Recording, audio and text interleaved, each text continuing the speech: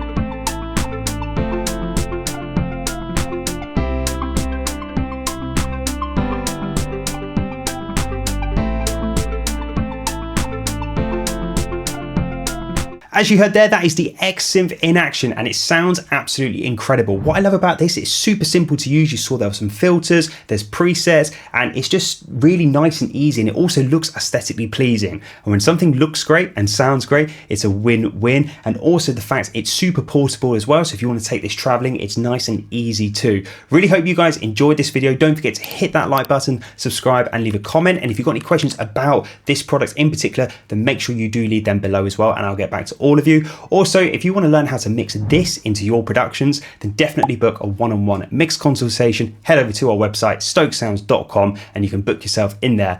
That's it from me this week, and I'll see you again next week for another video.